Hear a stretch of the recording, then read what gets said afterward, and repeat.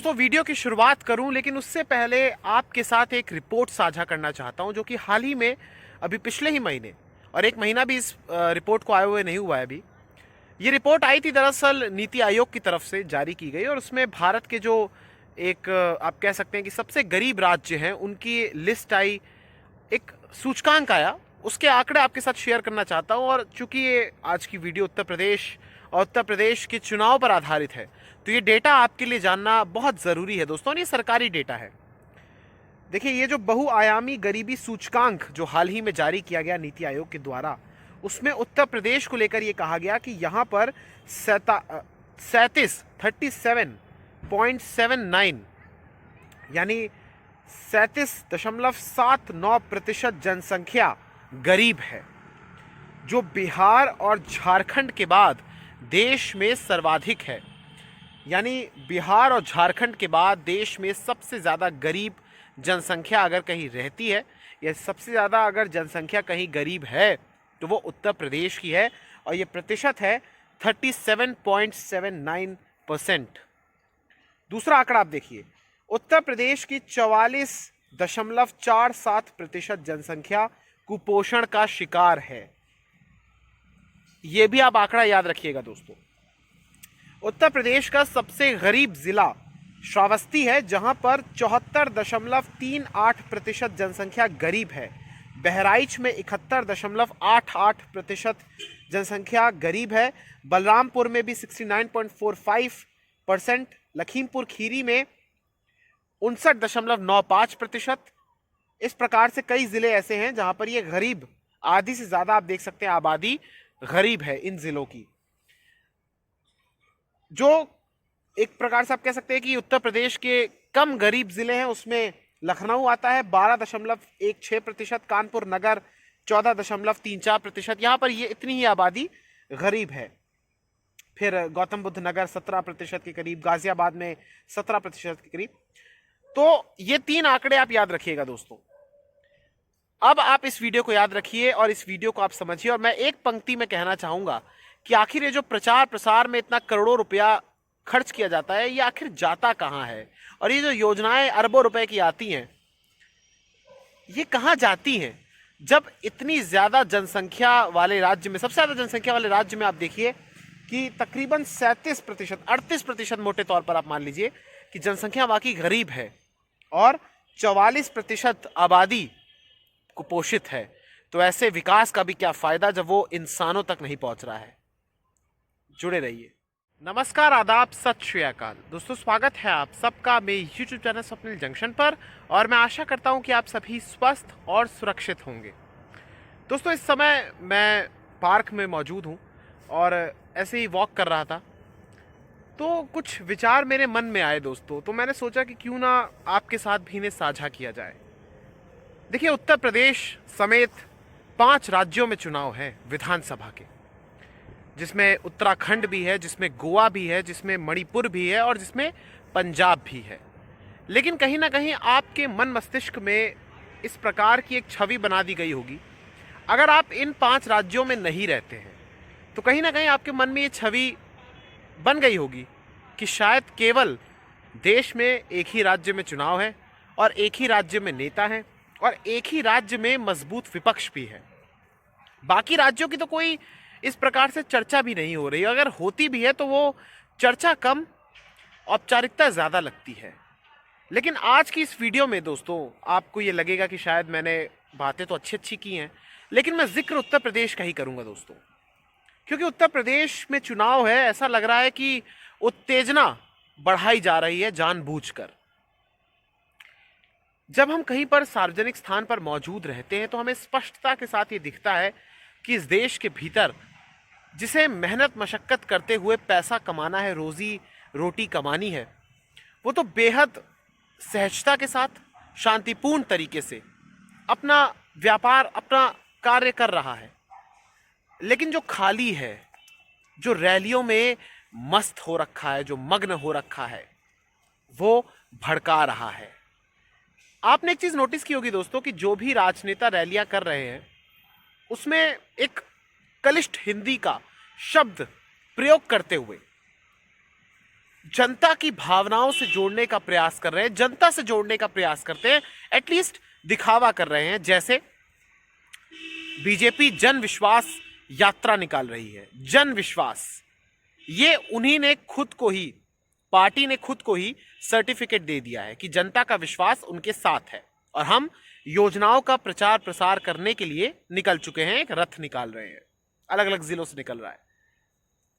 कांग्रेस प्रतिज्ञा यात्राएं कर रही है, कांग्रेस कसम खा रही है, सौगंध ले रही है। सोचिए, अब क्या सोचिए, प्रतिज्ञा यात्रा निकाल रही है। देखिए, अनदर एक अच्छा वर्ड है प्रतिज्ञा, जन विश्वास, प्रतिज्ञा।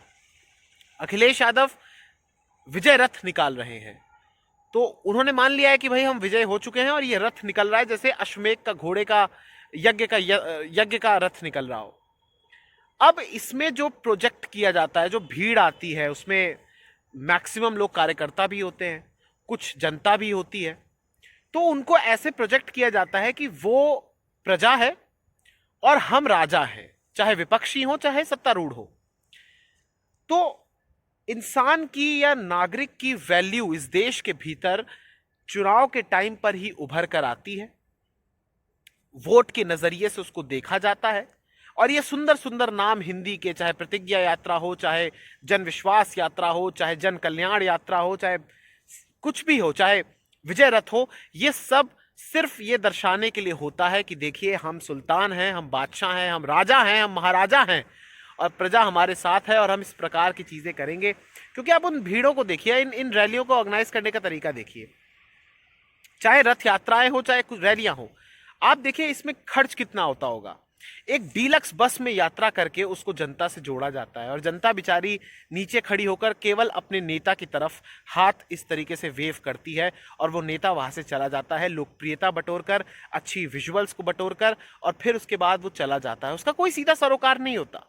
ये लोग, कोई भी राजनीतिक दल हो, कोई भी पार्टी का दल हो, कोई भी पार्टी का नेता हो, माफ कीजिएगा, ये आएगा चुनाव के समय, जनता के साथ अपने आप को बेहद जोड़ने का प्रयास करेगा, और फिर उसके बाद जैसे ही अगर सत्ता मिल जाती है या सत्ता में वापसी हो जाती है, तो फिर कौन जनता और कौन वो लोग जिन्होंने इनको बनाया है, इनके पीछे काम किया है। ये सच नहीं है क्या इस देश का? हमारा देश दुनिया में एकमात्र ऐसा देश है, एकमात्र ऐसा अनूठा देश है, जहां पर नेता वादा करते हैं और फिर वो जल्दी से भूल जाते हैं। तो कभी कभी मजे मजे में मैं सोचता हूँ या मजाक में कह देता हूँ कि हमें, लोग कहते हैं ना कि हमें पास्ट के बारे में नहीं सोचना चाहिए, प्रेजेंट में जीना चाहिए, फ्यूचर को ध्यान में रखना चाहिए। तो हमें ये चीज़ नेताओं से सीखनी चाहिए कि कैसे अपने अतीत को जल्दी से भूल जाना है। नेता अतीत में किए गए वादों को भूल जाते हैं, माजी में जो वो वादे करते हैं उनको भूल जाते हैं, और फिर वर्तमान में आपको झुंझुना पकड़ाएंगे और भविष्य के सुनहरे सपने दिखाकर वोट को बटोरने का प्रयास करते हैं। जनता अगर किसी नेता को हमारे देश में चुनती है, ये उदासीनता ही है, तो उसमें कहीं ना कहीं ये नहीं होता कि वो बेस्ट है, सिर्फ इतना होता है कि भाई जनता बदलाव चाहती है, वो बेहतर है, इस बात की गारंटी नहीं होती है। अगर मान लीजिए उत्तर प्रदेश में अखिलेश यादव की सरकार बन भी जाती है, तो इसका अर्थ ये नहीं होगा कि अखिलेश यादव आते ही तमाम चीज़ों को पलट कर रख देंगे या नियुक्तियां निकाल देंगे। चलिए निकाल भी दें अगर मान लीजिए, तो वो पूरे 5 वर्षों तक आप देखिएगा किस प्रकार से चलेगा।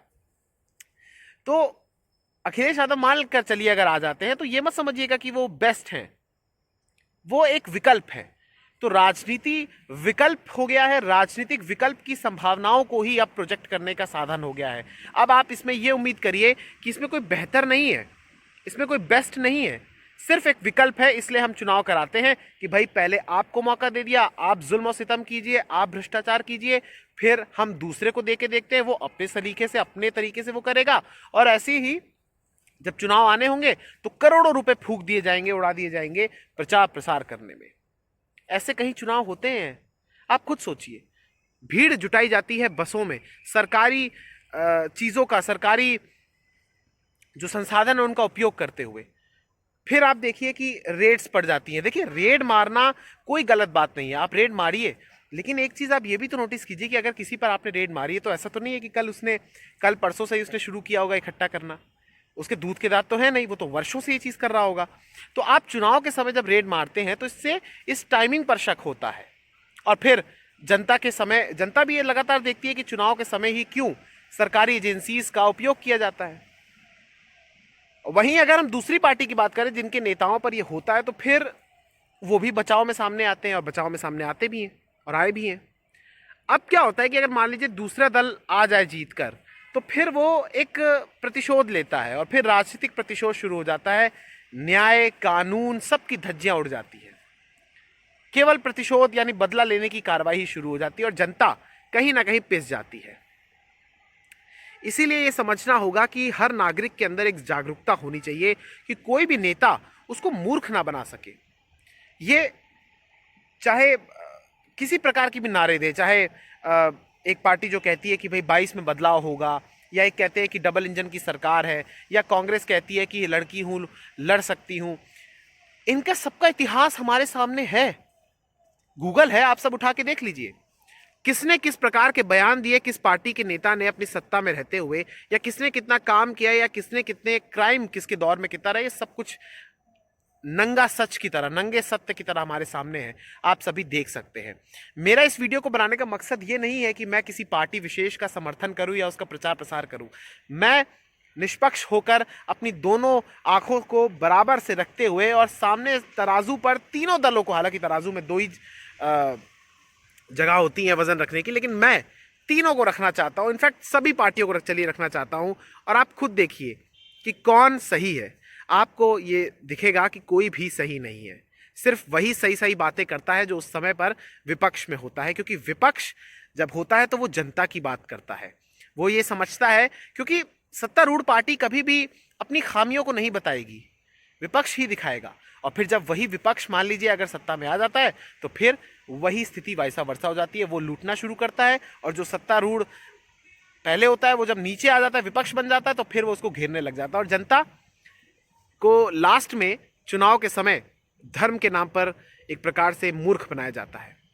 धर्म जो निजी, मेरा ऐसा मानना है कि किसी का निजी निर्णय होता है, उसको हमारे पब्लिक डिस्कोर्स में लाया जाता है।